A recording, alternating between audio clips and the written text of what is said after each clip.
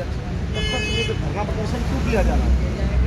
देखिए, बड़े दुख का विषय है कि भारत देश में पिछले 3 दिनों में रोज हिंदू बेटियों के साथ जो अमानवीय और दरिंदगी का व्यवहार हुआ है, उसकी जितनी निंदा की जाए उतना कम है।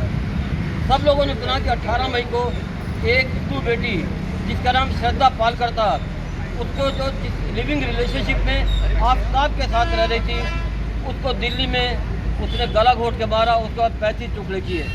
आप समझ लीजिए, हम लोगों को तो किसी को हाथ लगाने सुई चुभाने में भी कितना परेशानी होती है, और उस दरिंदे ने एक हिंदू बेटी के साथ रहकर 35 टुकड़ों में काट दिया।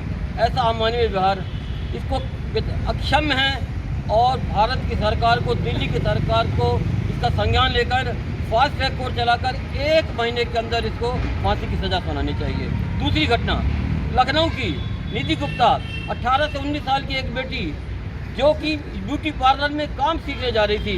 देखिए, जैसे जैसे हिंदू परिवार हमारे छोटे हो रहे हैं, वैसे वैसे लड़कों के साथ लड़कियों का भी दायित्व बनता है कि परिवार को चलाने के लिए काम करें। एक वहाँ पर मोहम्मद सुफियान नाम का एक युवक कई महीनों से उसको परेशान कर रहा था। अंततः जब उसकी माता पिता और सब उसके बाद बात करने गए तो उसने 4थी मंजिल से उस बेटिया को धक्का दे दिया, वो मर गई।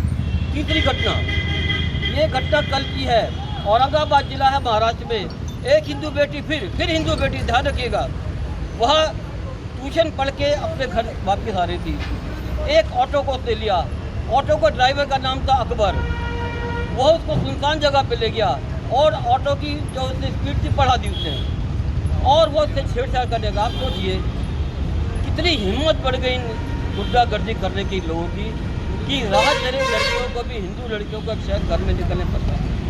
उस बेटिया ने क्या कहा, उसके दिमाग में वही परिदृश्य घूम गया जो दिल्ली में हुआ था श्रद्धा के साथ में।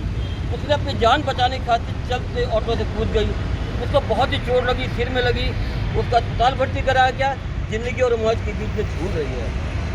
हमारी सरकारों का लगता है कोई इन तरह के गुंडों पे कोई उनका, मेरे ख्याल से उनका कोई डर नहीं रह गया है।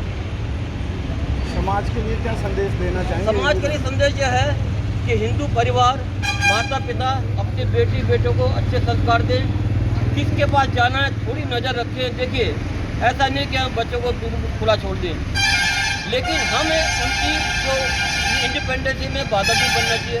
बैलेंस बनाकर हिंदू बेटी बेटियों को संस्कार दिए जाएँ।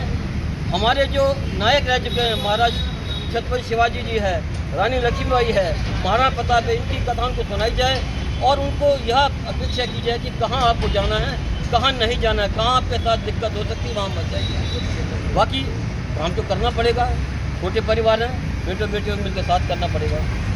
डॉक्टर साहब, जैसे कि आपने अपनी सारी राय हम लोगों को बताई और ये धरना प्रदर्शन किस वजह से चल रहा है उसके बारे में भी बताया।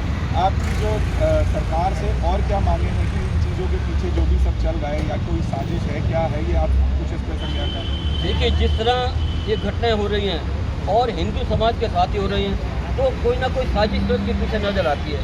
लेकिन मैं एक निवेदन और करना चाहता हूँ अपने माननीय प्रधानमंत्री जी से। उन्होंने एक बहुत बड़ी बात कही थी, बेटी पढ़ाओ बेटी बचाओ, बेटी बचाओ बेटी पढ़ाओ। अगर इस तरह की घटना होगी तो हमारे उन माननीय प्रधानमंत्री जी की जो उन्होंने एक तरह से शपथ ली हुई है, उसका क्या होगा। यह तो उनको संज्ञान लेकर तुरंत कड़ी कार्रवाई, और ऐसी कार्रवाई और नज़ीर बने। कार्रवाई होती नहीं है, ठंडे बस्ते में डाल दी जाती हैं। बहुत सी घटनाएं होती हैं, बहुत से भी वकील आ जाते हैं, बहुत से क्या कहते हैं आपको जो विटनेस होते हैं, कहीं ना कहीं विटनेस होता ही रहते हैं। तो उसमें जो ऐसी घटनाएं जो होती हैं, इसीलिए बार बार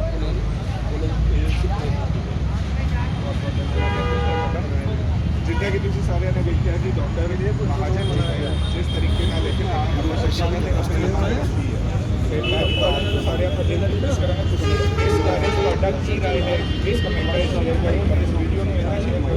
ये वीडियो सारे सारे पहुंचे और मांग ध्यान रखा जाता है। बहुत बहुत धन्यवाद। मैं शिवम छाबड़ा।